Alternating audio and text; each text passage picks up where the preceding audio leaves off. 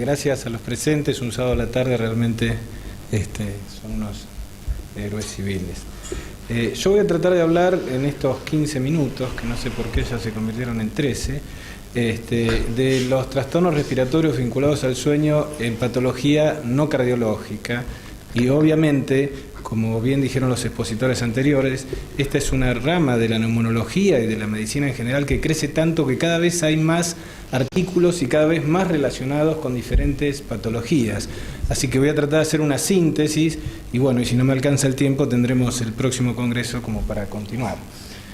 Cuando hablamos de apnea del sueño ya se ha definido y todos los acontecimientos que ocurren en la vía aérea finalmente van a traer consecuencias en distintos sistemas y órganos, y de eso vamos a hablar. Ya se habló de la prevalencia tanto en hombres como en mujeres y niños y que su prevalencia aumenta con la edad. También se dijo que hay un importante subdiagnóstico y quizás estas charlas nos motiven a que esto tiende a revertirse, porque muchos de estos pacientes no van a venir al neumonólogo, sino, como vamos a ver, van a consultar a otros especialistas, y es a partir de este consenso que tenemos que tener con otras especialidades que vamos a mejorar su diagnóstico. Bueno, esto también se habló del colapso hipofaríngeo que va a generar obstrucción básicamente en la vía aérea superior, y lo que voy a hablar en 2 minutitos es de la fisiopatología, y es que cuando normalmente entramos en sueño, previo a la contracción diafragmática, la vía aérea superior tiene que ponerse más tensa para evitar el colapso. Esto en algunos pacientes no ocurre y se estrecha esa vía, y de acuerdo a la severidad de la estrechez vamos a tener desde un ronquido hasta una apnea franca. Esto va a generar un aumento de la presión intratorácica con la finalidad de franquear esta obstrucción en los pacientes con apnea obstructiva.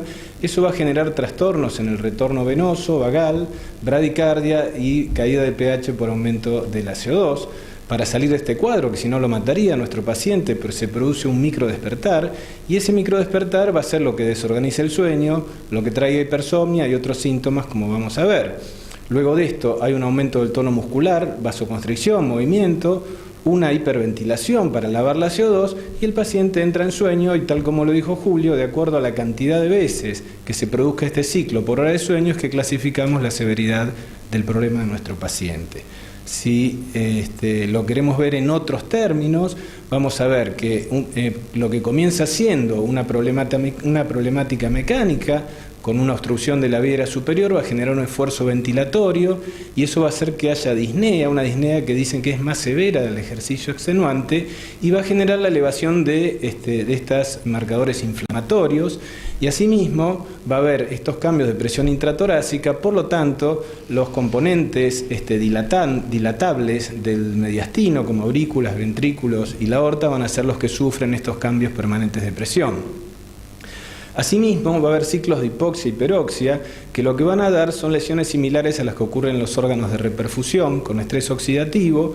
Eso va a ser motivo de liberación de radicales libres, de moléculas de adhesión, la generación de mayor adhesividad eritrocitaria, la disminución de antioxidantes naturales y la disminución del óxido nítrico, y algo que empezó siendo una problemática local y mecánica se convierte en sistémica al generarse disfunción endotelial. Así que groseramente esto es lo que ocurre cada vez que nuestro paciente tiene estas obstrucciones de la vía aérea superior, y en este estudio simplificado vemos cómo lo que estuvimos relatando de aumento y disminución de oxígeno junto con las obstrucciones, el esfuerzo ventilatorio, es lo que registramos cuando los estudiamos.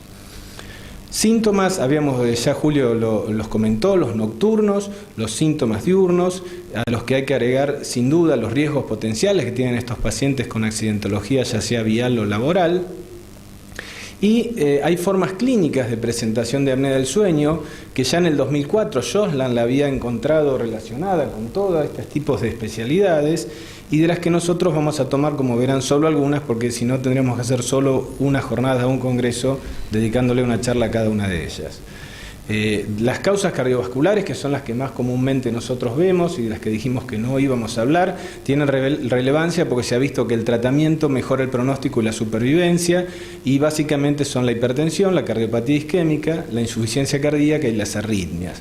Pero también tenemos que saber que hay un porcentaje importante de pacientes con hipertensión pulmonar y trastornos del sueño, otros pacientes con depresión, que también que en realidad lo que tienen es apnea del sueño, otros que tienen disfunción eréctil, y más de un tercio de estos pacientes tienen trastornos del sueño. Y a esto hay que agregarle que muchos de estos pacientes se le da sildenafil, que lo que va a hacer es aumentar la congestión y disminuir el tono muscular, con lo cual generarían más apnea del sueño. Las dislipemias, trastornos hepáticos y la insuficiencia renal crónica también, entre otros de estos 2000 trabajos que salen año a año, se están vinculando. Yo voy a hablar en estos 8 minutos que me quedan de estas 3 enfermedades, a ver si podemos ver un poquitín más de cada una de ellas. Cuando hablamos de trastornos oculares relacionados con apnea del sueño, vamos a hablar de algunas de estas 5 posibilidades que están escritas en este slide. Cuando hablamos del párpado flácido, es una patología descrita en los años 80 y que consiste en un párpado que se vierte fácilmente, con una conjuntivitis papilar y una irritación crónica subyacente y un trastornos en las salidas y en la disposición de las pestañas, que van a hacer que nuestros pacientes tengan ojos de este tipo, con conjuntivas inyectadas, y que su párpado, como vemos, tenga fácilmente vertible. Cuando nosotros estamos, o cuando el oftalmólogo, cuando el clínico se encuentra con un paciente de estas características, tiene que saber que entre 30 y 90% tienen apnea del sueño relacionada. Así que seguramente esa flacidez conjuntival puede hacer que tenga flacidez de la vía aérea superior, que sea lo que colapsa. También una patología más comúnmente conocida es el glaucoma, que es una pérdida de fibras en el nervio óptico, y dentro de los glaucomas, el glaucoma de tensión normal tiene un altísimo porcentaje de relación con apnea del sueño. El glaucoma de tensión normal tiene la característica cuando hacemos un campo visual, una campimetría, que tiene una afectación central, y las causales de glaucoma, como vemos aquí, son causales que los vimos cuando hablamos de la fisiopatología de la apnea del sueño. Es importante saber que cuando nosotros tenemos un paciente con apnea del sueño, hay un porcentaje más alto de prevalencia de glaucoma que en la población general. Así que si los oftalmólogos ven glaucomas, tienen que pensar en apnea. Y si nosotros vemos apnea, al menos tendríamos que tener una interconsulta con el oftalmólogo, porque quizás podamos prevenir o tratar la patología glaucomatosa. También el edema de papila en hipertensión no craneana idiopática, que no es un cuadro frecuente, pero que un tercio de estos pacientes se relacionan con apnea del sueño. Allá está Roberto Ferrari, de que fuimos compañeros de la residencia clínica médica. Yo recuerdo que tuvimos un paciente que enloquecimos porque tenía edema de papila idiopático. Nos lo habían mandado, no encontrábamos, hace mucho tiempo esto, no había estudios tan sofisticados, pero cuando tenemos hipertensión endocrinal idiopática, uno de los causales puede ser la apnea del sueño, y una de las posibilidades podría ser por la hipercapnia nocturna que tienen estos pacientes, que le vaya a generar esta hipertensión endocrinal idiopática. La neuropatía isquémica óptica anterior no arterítica es una patología donde los pacientes se levantan con una maurosis de un ojo. ¿Sí? Y eso no responde a una patología arterítica. Ya se describió hace muchos años relacionadas con la apnea del sueño, y hoy se ve que más de 2/3 tienen relación con la apnea del sueño. Por lo tanto, es importante cuando ocurre esto interrogar a los pacientes por cómo duermen, o al menos a los oftalmólogos avisarle que puede ocurrir que tengan apnea asociada. Por último, la corioretinopatía central serosa es como un desprendimiento de retina que se produce en el centro de la retina, y como vemos también tiene relación con el tono adrenérgico y con catecolaminas. Se ve de este modo. Este modo es como se ve en el fondo de ojo, y ahí como se ve en la retinofluorescinografía. Y cuando los pacientes tienen una corioretinopatía central serosa, tienen casi 4 veces más chance de que sean apnea del sueño que la población general. Así que también tenemos que estar alerta con este tipo de patología oftalmológica. De obesidad prácticamente no voy a hablar, porque es el relator que me sigue va a hablar un poco más en extenso. Hay distintos índices que hacen que tanto el aumento como la reducción de peso tenga una relación directa con la aparición y con la gravedad. Se toman distintos valores. Generaría SAOS a partir de trastornos tanto de infiltración grasa como del tono muscular de la vía aérea, pero también porque los pacientes más obesos tienen que hacer más esfuerzo en inspiración negativa para mover una masa torácica más aumentada. Bueno, esto es como se ve. La obesidad, el SAO genera obesidad por un trastorno hormonal que creo que el expositor que me sigue lo va a ir explicitando, pero desde la leptina hasta la orexina y los neuropéptidos I y la resistencia a insulina están involucrados, y también los obesos tienen disminución de la respuesta cardíaca al ejercicio, por lo tanto hacen menos ejercicio y entran en un círculo de más aumento de peso, más cansado, bueno, y esto se autoperpetúa. Hay que saber, y ya entrando en diabetes, que casi la mitad de los pacientes con apnea del sueño tienen diabetes y que una cuarta parte de los diabéticos tienen apnea del sueño. Pero si que los diabéticos son obesos y de acuerdo a este trabajo si tienen un body mass index promedio de 36, aumenta casi hasta el 90% de los pacientes con diabetes que tengan trastornos del sueño.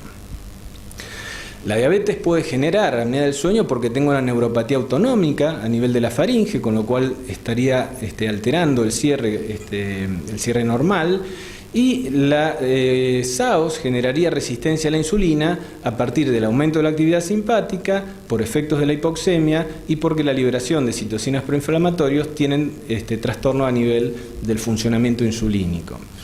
Es una asociación que es independiente, así que es independiente. Si bien, como vimos, la obesidad puede incrementar el número de trastornos del sueño, hay pacientes diabéticos delgados que también tienen apnea del sueño.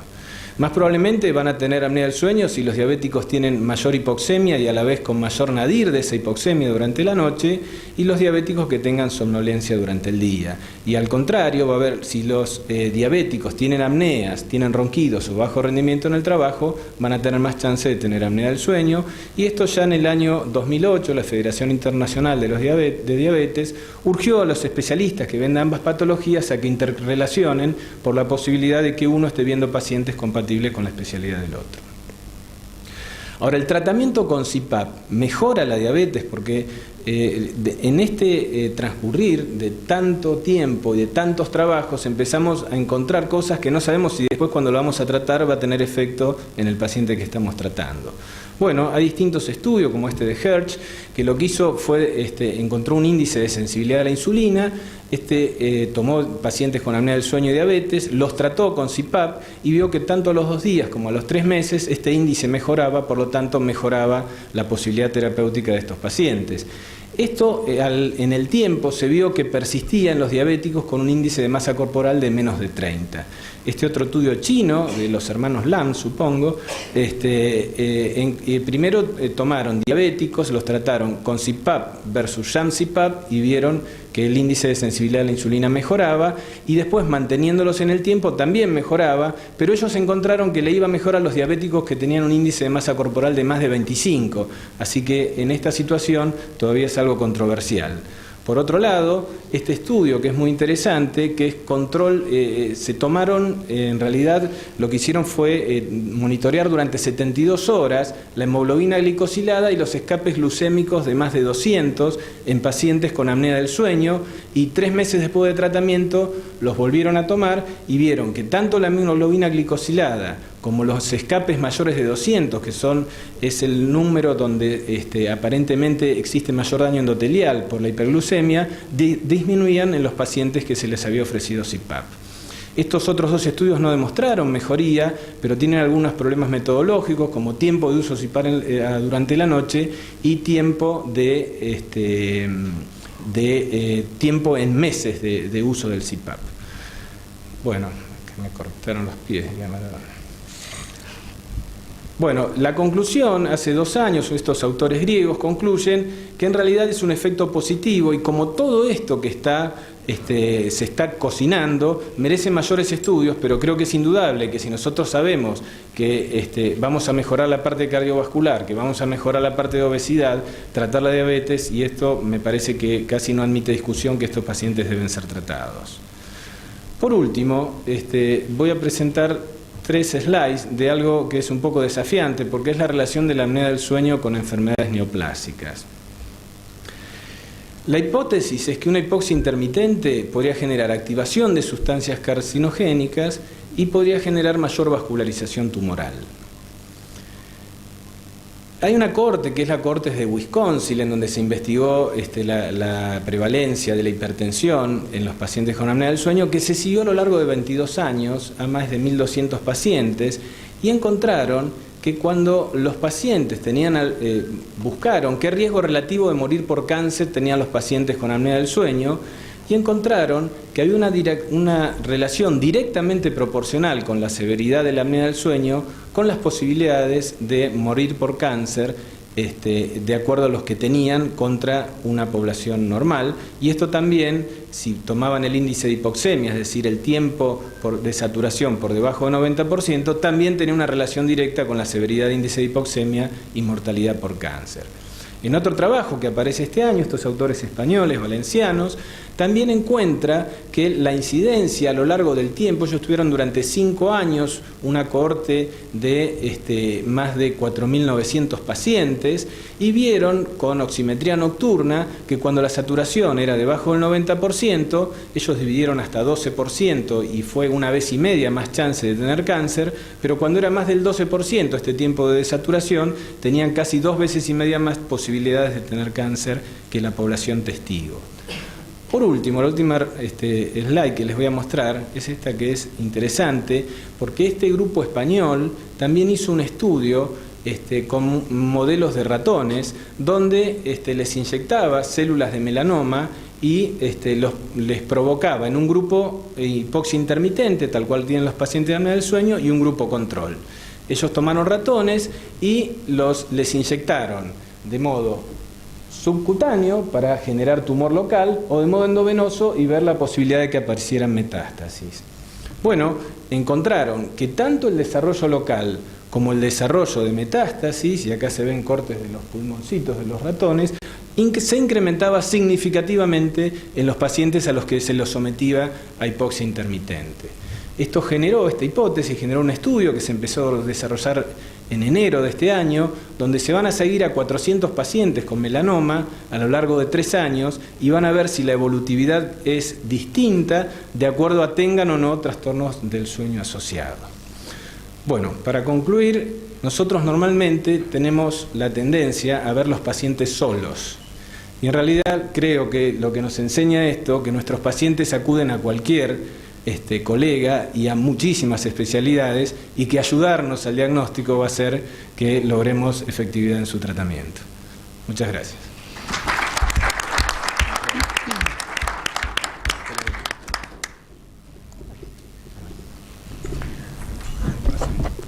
Bueno, el último disertante de esta sección es el doctor Carlos Franceschini del Hospital Argerich de la ciudad de Buenos Aires.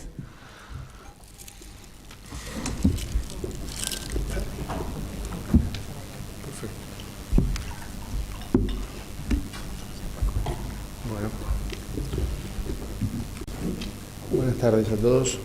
Gracias por la invitación al comité. Vamos a tratar de hablar rápidamente del tratamiento médico y quirúrgico de los pacientes con obesidad. Haremos una reseña de no más de 1 minuto de la parte fisiológica para pasar puntualmente al tema en cuestión, el tratamiento, ¿verdad? Bueno, esto es algo que ustedes conocen y en parte comentó el doctor Schoenfeld. Saben que la infiltración grasa submucosa de la vía aérea disminuye las posibilidades del calibre, provoca pérdida en el tono muscular y favorece el colapso de la misma. Sabemos que el gran problema de ellos es la transformación en una vía aérea con colapso dinámico. El aumento de la actividad de los músculos de la inspiración debido a las cargas que producen la pérdida del equilibrio en el gradiente de presión que debe existir para que la permeabilidad esté. Entonces, cuando inspiran tienden al colapso más fácilmente y en el sueño, por supuesto, más. Y entonces resulta en un síndrome de apnea obstructiva del sueño que, hipoventila al paciente, que puede ser en distintos niveles, pero se va a presentar hipercapnia. La PCO2 puede mantenerse alta en valores fijos durante toda la noche, o puede ser como la saturación de oxígeno, manejarse con índices de picos más altos y normalizarse en el medio. Este dato es interesante porque lo que suceda con el dióxido de carbono en sangre nos va a marcar la diferencia entre un obeso simple y otro que tiene la posibilidad de desarrollar un síndrome de hipoventilación asociado a la obesidad. Y esto obviamente muestra caminos diferentes, con pronósticos diferentes, y ahí es donde los neumonólogos tenemos que tratar de ser rápidos e inmediatos en la consulta, de darnos cuenta de qué tipo de pacientes tenemos y ir desde lo más simple. Una gasometría arterial es indispensable, no es posible discutirlo, excepto que haya la posibilidad de un capnógrafo a mano de tipo transcutáneo únicamente. Entonces, esta PCO2 estimula los quimiorreceptores carotídeos que generan el microdespertar, ¿no? El alertamiento o arousal brusco, y entonces restablece el flujo, pero claro, todos sabemos, el alertamiento fracciona el sueño y hace que nuestro paciente no pueda entrar o mantenerse en el sueño de ondas lentas o sueño reparador, ¿no es cierto? Entonces, vemos acá, a ver si vemos un trazado habitual polisomnográfico donde vemos una apnea obstructiva con las bandas que se oponen del tórax y el abdomen, tratando de vencer ese colapso faríngeo que hablábamos, ya más pronunciado, una página de 1 minuto donde hay 42 segundos de apnea, y vemos cómo el paciente termina la apnea y desatura. El índice de desaturación se va contando a partir del tiempo que hay final de apnea nadir de desaturación. En este caso hay 10 segundos, que sería el tiempo en que el jet de flujo sanguíneo del ventrículo izquierdo llega hacia el área de medición, en este caso un oxímetro en dedo índice. A medida que pasa la noche vemos que esta diferencia de segundos, el tiempo que tarda entre el final de la apnea y el peor momento de la desaturación, se hace cada vez más largo, más progresivo, y entonces entramos en la primera parte de la charla del doctor Schoenfeld, donde se genera todo ese daño a nivel miocárdico que terminará hipertrofiando y generando hipertensión arterial y otras. Entonces, ya si entramos a hablar de que nuestro paciente se pone hipercápnico y se mantiene en la hipercapnia, es un síndrome de hipoventilación asociada a obesidad. Las estadísticas muestran algunos 3 y otros 3.6. La diferencia entre cuando vemos 4 obesos, se dice que uno de ellos, probablemente hombre, y 1 de cada 3 mujeres obesas tendrá un síndrome de hipoventilación asociado a obesidad en algún momento de su vida obesa. Sin embargo, las personas que desarrollan el síndrome no son capaces de normalizar la PCO2 entre los eventos, y ese es el gran problema. El riñón, entonces, trata de amortiguar la caída del pH, obviamente, disminuye la eliminación del bicarbonato y aumenta entonces en sangre. Vemos ronquidos, vemos bradipsiquia, ¿no es cierto?, hipersomnia, trastornos de la personalidad, la cefalea matutina, pueden estar todos, puede ser que no haya ninguno. Entonces, cuando yo enfrento a la consulta a un paciente que es obeso, si el motivo de consulta es otro, sí o sí tengo que abordarlo yo, tengo que buscarlo, tengo que hacer esa anamnesis dirigida hacia él, porque tengo adelante un potencial hombre cada 4 y una potencial mujer cada 3 que tenga hipoventilación por obesidad, y vamos a ver cómo la mortalidad va cambiando, ¿no es cierto? La próxima. Vemos acá un trazado muy simple y básico de saturación en el sueño, con sus desaturaciones rítmicas en la etapa de sueño REM, y vemos cómo la hipercapnia empeora aún más cuando perdemos el control, pero también se mantiene hipercápnico entre cada sueño REM, entre cada momento de descontrol fisiológico que todos conocemos. Entonces, esta hipercapnia que se sostiene siempre en valores anormales es la que nos va a hablar de esta patología. Fíjense en este trazado también polisomnográfico, se puede ver bien cómo les mostraba antes, los pacientes hacían apneas y desaturaban y resaturaban y se estabilizaban, pero otros no suelen hacer apneas, sino que el obeso que hace síndrome de hipoventilación se mantiene con limitación al flujo aéreo de 2, 3 o más minutos. Distintos consensos, español, norteamericano, marcan distintos tiempos, pero de todas maneras 2 o 3 minutos. Fíjense ustedes en este corte, si ven la señal de flujo, en este caso, irregular, siempre con un techo totalmente asimétrico, con distintas disposiciones en el sensado, mientras el tórax y el abdomen se mantienen bastante rítmicos. Sin embargo, del inicio en esta página de 1 minuto, esta señal de flujo no es lo mismo que esta señal de flujo, pero si yo voy una página para adelante, van a ver que esta señal es cada vez peor, más alterada, más chiquita, y el paciente está camino a la hipoventilación, ¿sí? Muestro la anterior, muestro la que sigue. De esto es lo que estamos hablando, la hipoventilación. Entonces, para que no queden dudas, vamos a ver que nuestro paciente se va a acostumbrar a tener apneas obstructivas, desatura y resatura, pero el paciente que tiene una hipoventilación vinculada a la obesidad va a ser la hipoventilación con un flujo alterado, pobre, cada vez más obstruido en la noche, permanente, sistémico, por eso mantienen su desaturación fija y sus valores de CO2 alterados, ¿no es cierto? Al lado un trazado normal para comparar. Vemos la limitación al flujo acá, como una curva muy alterada, con una hipoventilación central, va variando, totalmente variable, donde el centro respiratorio no lo puede controlar. Si a ese paciente le pudiéramos medir una presión de oclusión inspiratoria, durante ese momento, en forma automática veríamos cómo el paciente va teniendo distintos disparos, distintas demandas al centro respiratorio durante su misma noche. A diferencia del limitado fijo. El limitado fijo es el que tiene una P01, siempre alta, persistente. Bien, entonces vemos que clínicamente nos vamos a encontrar con la hipertensión, la policitemia, es bastante común de ver la policitemia en estos pacientes, desviación del eje cardíaco a la derecha, la hipertrofia en el ventrículo derecho, la hipertensión arterial pulmonar y puede llegar al cor pulmonar, claro. Este trabajo viejo de Noubar muestra esta diferencia de la supervivencia de lo que es una obesidad simple versus un síndrome de hipoventilación asociada. A los 12 meses del alta médica, la diferencia del obeso simple es que tienen 95% de supervivencia versus 77% para los síndromes de hipoventilación. Entonces, en el tratamiento, ya entrando, lo lógico, lo que haríamos todos es la pérdida de peso, evidente, ¿no es cierto? Es el primer intento. 5 al 10% de peso podría mejorar las pruebas de función, esto lo vemos seguramente a diario, el volumen de reserva respiratoria comienza a caer aproximadamente a partir del 7% de descenso de peso, aproximadamente un 10% del inicial de volumen de reserva respiratoria y la capacidad residual funcional que se ve un poquito más enlentecida, pero mejoran. La mecánica respiratoria, los gases en sangre, y en presencia de SAOS reduce el índice de apnea y hipopnea por hora de sueño. En ese trabajo hay otros que muestran que la reducción similar de peso podría mejorar también la respuesta del centro respiratorio, podría, no es en todos los casos. Así como groseramente en el síndrome de hipoventilación, la ventilación de doble nivel ha demostrado rápidamente la normalización del centro respiratorio.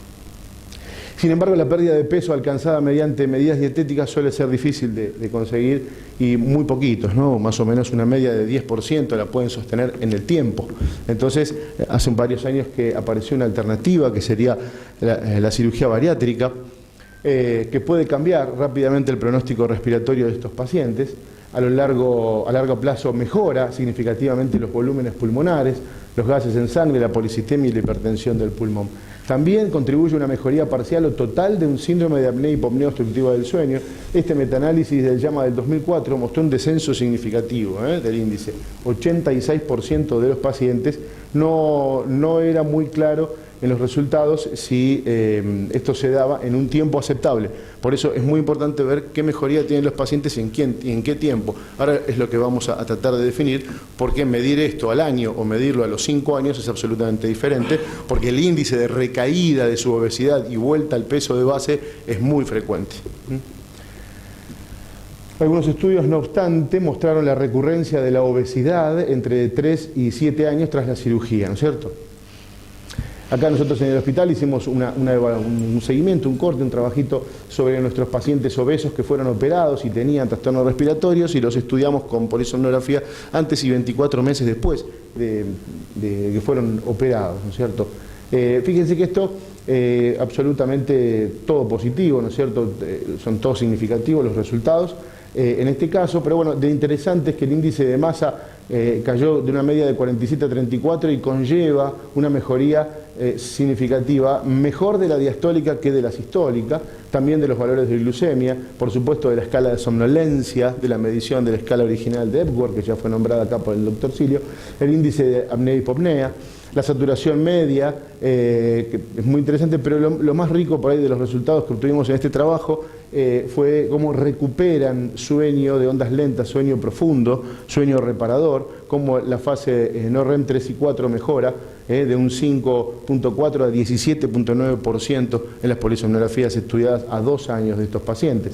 Y fíjense que fueron 101 pacientes con predominio de sexo femenino, una edad media de 40.4, encontramos hipertensión arterial en el 55.4% de la muestra y diabetes no insulino dependiente 32.6%. Las técnicas que usaron los cirujanos para operar son banda gástrica en el 29% y bypass gástrico 70.3%. Ellos están viendo de que vieron en su momento que el bypass entonces superaba la técnica. Actualmente están haciendo mangas laterales, están haciendo una cuarta y nueva técnica que están desarrollando hace 6 meses.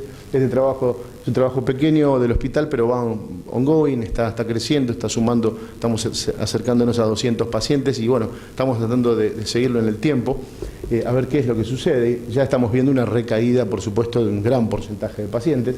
En la población estudiada se objetivó una franca mejoría de los trastornos respiratorios. Esta mejoría se tradujo en un significativo descenso del índice de apnea, de la saturación y la calidad. El 74% de los pacientes con un SAOS severo, la cirugía bariátrica permitió disminuir el índice de apnea a menos de 10 por hora. La pérdida del peso, consecuencia de la cirugía, mejoró igualmente una reducción significativa de otros factores de riesgo cardiovascular, como la cifra de tensión arterial sistólica diastólica especialmente es lo que más vimos, y la glucemia en ayunas.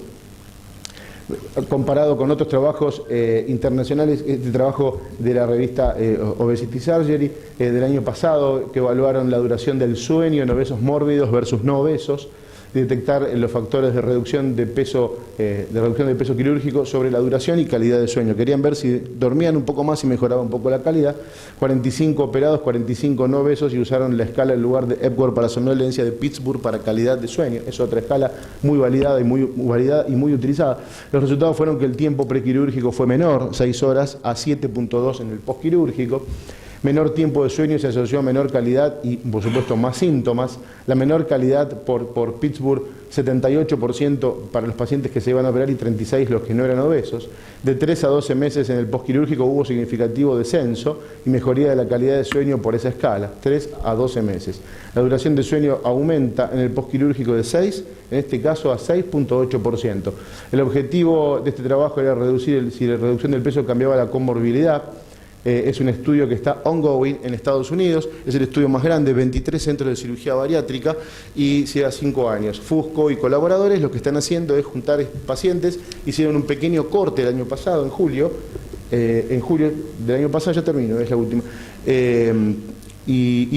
tomaron de su población de pacientes los que tenían apneas obstructivas del sueño antes de entrar en el programa de cirugía bariátrica y ser aceptado. En el programa de cirugía bariátrica uno puede entrar a interiorizarse, luego a estudiarse y tercero, son aceptados en mi hospital por lo menos el 35% de la muestra nada más. El gran filtro es psicológico que se le pone a los pacientes y otros, en este caso no es económico porque es un programa del Estado, o sea, no es justamente, son todos pacientes de bajo o ningún recurso, argentinos y latinoamericanos, por supuesto, ¿no? Así que es muy fuerte el filtro porque en eso está la base y estamos viendo al tiempo que justamente los que desarrollaron más trastornos de ansiedad generalizada o otros trastornos psicológicos asociados fueron los que rápidamente han empeorado al segundo o tercer año en lugar de mejorar. Pacientes que han descendido hasta 100 kilos para ser operados y que recuperaron más de eso todavía, en muy poco tiempo. O sea, estamos hablando de un sistema de asociación de la alimentación y de estímulo del apetito tremendamente lábil por motivos que no son respiratorios, sino que lo respiratorio sería el impacto. Entonces les quería mostrar esta última diapo de que esta gente, su población fue de 395 y 117 tenían SAOS antes de operarse, síndrome de apnea obstructiva del sueño. Bueno, a los 2 años pudieron estudiar de los 117, 57, o sea, 51%. No es fácil encontrar a los pacientes, una vez que ellos se encuentran en mejores condiciones y clínicamente, volver a estudiarlos y buscarlos y volver a sacarle gases, bueno, ni les cuento, ¿no? Lo difícil que es. Pero bueno, hay que intentarlo. A los 12 meses el 36% mejoró o resolvió el síndrome de apnea, pero a los 24 meses el 86% mejoró o lo resolvió. Nosotros el 74% tuvimos, acá el 86%, y el 14% no cambió. El índice de masa corporal descendió 20% después de 2 años de la cirugía, es una mediana esto, por supuesto, los que resolvieron o mejoraron el síndrome de apnea y la somnolencia diurna medida por escala de Epworth. Los que mejoraron el SAOS, el síndrome de apnea, mejoraron la diabetes no insulino dependiente en un 90%. 90%. Así que lo que el doctor Schoenfeld habló hace un rato, creo que estamos como en el inicio de encontrar grandes cosas en el futuro, porque es un camino muy importante asegurarle al paciente mejorar la oxemia, mejorar la ventilación para mejorar esa enfermedad vascular que genera a partir de su diabetes y la hipertensión en el 91% de los casos. La cirugía con banda gástrica mejora la apnea del sueño y los que no tenían apnea del sueño antes de la cirugía tuvieron una mejoría significativa del sueño relacionado en la calidad de vida. Este trabajo, este corte fue hecho en la revista Sleep Medicine de julio del año pasado, pero sí les quiero decir que es un trabajo que habla de banda gástrica, ¿sí? Hay algunos que hablan de bypass y muestran algunos resultados mejores. Igual la N siempre es chica, pero nosotros estamos mirando una cuarta técnica quirúrgica y estamos observando. Evidentemente hay algo que va en contra de lo que uno preferiría como médico clínico, neumonólogo, ¿no? La cirugía, cuanto más invasiva, agresiva y de amputación se trata, hace que el paciente pueda volver menos a su alimentación normal y a su vida normal. Entonces, por eso insisten tanto los americanos, no es que se dieron cuenta ahora de las bandas, sino que ellos hace 18 años lo hacían y lo dejaron de hacer porque vieron que la banda es una cuestión de ajustar, de tener el entrenamiento y en ese entrenamiento se genera mucho daño. Pero volvieron a la banda porque las amputaciones laterales, gástricas, los bypass gastroduodenales, las IDRU y una serie de técnicas han demostrado gran daño en el paciente y grandes complicaciones. Los pacientes de una población de bariátrica son pacientes que a lo largo de los años fueron pasando de la banda, a los 3 años si fracasaron fueron al bypass, si fracasaron fueron a una manga lateral, y bueno, obviamente si estábamos buscando que nuestro obeso tenga calidad de vida, de pronto puede ser que no lo sea así en un porcentaje. Por eso parecería que se está volviendo a no tan buenos resultados, pero menos invasivo, y por eso hay tantos trabajos nuevos de implantación de banda gástrica, y la experiencia de tantos años se está haciendo por láparo, aunque no es fácil hacer esto en un gran obeso, pero bueno, es interesante que conozcamos esto, y que sería una alternativa para nuestros pacientes que probamos todo y no pudimos. Muchas gracias.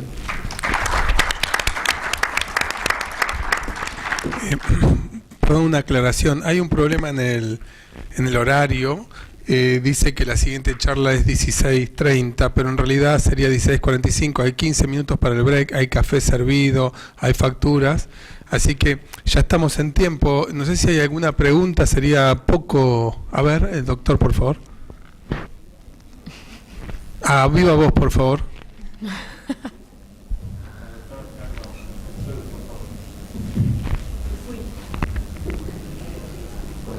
Hola. Mi nombre es Matías Albert, soy neumonólogo de la Costa. Mi pregunta al doctor Franceschini es en realidad es una duda mía. Y me pasa que los pacientes que yo tuve para la evaluación de SAOS y posteriormente tenían programada cirugía bariátrica, entre las recomendaciones que se dan cuando tienen SAOS y están utilizando CPAP, que se hagan con CPAP posterior al acto quirúrgico. El problema es que cuando vuelve para el control cero del paciente que tengo, lo usaron.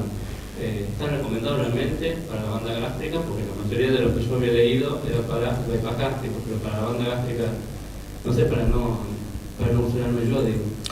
Perfecto. Vos me decís inmediatamente después de la cirugía, estás hablando, en el posoperatorio o en el seguimiento en el posoperatorio. No, en el posoperatorio inmediato. Sí. Sale, Sí. Yo leí por lo menos que está indicado. Sí, está indicado. La realidad es que hoy por hoy, hace un tiempo atrás, esto lo podíamos discutir mucho, porque bueno, obviamente el miedo a generar presión positiva en una cirugía recién hecha, hasta el mejor cirujano se le puede escapar y hacer una dehiscencia. Pero no, nosotros lo utilizamos, es fundamental, desde ya que una persona que tiene un SAO severo hace muchos meses o años, que recién fue operada, lo único que tiene en la vía aérea es lo mismo que antes el día que se operó, es edema, es una vía aérea colapsable, es un compromiso neurológico local y músculos dilatadores de la faringe totalmente alterados o disfuncionantes, así que nosotros lo usamos, está recomendado, y nosotros el CPAP lo usamos en general. Ahora, la BiPAP depende si el paciente se encuentra en una cirugía de banda o si es una cirugía más complicada. ¿Por qué? ¿Complicada a qué me refiero? A que si hay mucha sutura, lo que hay que pedirle al cirujano en la previa que tenga en cuenta que la sutura no solo que debe estar bien hecha, eso no hay que hablar a un cirujano, pero sí pedirle que pueda utilizar material de alta seguridad, porque vamos a utilizar BiPAP en el postoperatorio y muchas veces una manga lateral o un bypass puede conllevar hasta 40, 60 puntos. Y los pacientes requieren su BiPAP en el postoperatorio, y como todo postoperatorio, no digo en quirófano porque por ahí está quien lo sigue, pero en terapia o en piso o donde sea siguiendo, la gente no tiene mucha experiencia. Si uno no es claro con esto, ante la duda en general no se le pone el que no conoce del tema, y es una indicación que hay que hacerla, hay que tenerla y hay que monitorearlo. Y si va a usar BiPAP, como son grandes presiones variables completamente entre la inspiración y la expiración, bueno, estar más atento con la clínica, con el examen físico, y explicarle a quien no está entrenado esto que lo requiere y que es más el éxito de usarlo que el miedo a no usarlo para que no haya una dehiscencia de sutura, ¿no? Sí, mi respuesta es que sí, nosotros lo usamos y en ese punto nos va bien, en ese punto. Yo quisiera agregar una cosa a la respuesta del doctor, y es que cuando nosotros evaluamos, cuando nos piden evaluación inmunológica para una cirugía bariátrica, no dejemos, porque en general, no sé a ustedes qué les pasa, pero a mí me piden espirometría e informe, no piden muchas veces estudio de sueño. Como se dijo en la mesa, el fenotipo somnoliento es una parte, pero no un todo. Así que nosotros, antes de decir que está apto neumonológicamente, tendríamos que tener un estudio de sueño. Ese es el primer punto. Y si detectamos que tiene apnea del sueño, y es importante, hay que tratarlo previo a la cirugía, porque tener apnea del sueño es un factor de riesgo de una intubación dificultosa, porque los pacientes con apnea del sueño, ahí lo vio Julio, lo mostró Julio y demás, tienen mayor edema de glotis, bueno, tienen una serie de circunstancias que hace que la intubación sea difícil, y tendría que ir previo a la cirugía, mínimo un mes antes, yo no sé si en eso hay consenso, pero creo que alrededor de un mes antes, con su CPAP, de modo tal de que, primero, haga una compliance con el CPAP, porque teóricamente él va a seguir apneico hasta que logre un peso más o menos estable. Y segundo, porque vamos a estar previniendo dificultades en el momento de la intubación. Bueno, ¿hay alguna pregunta más o damos por terminado? Bueno, muchas gracias a los presentes a la mesa.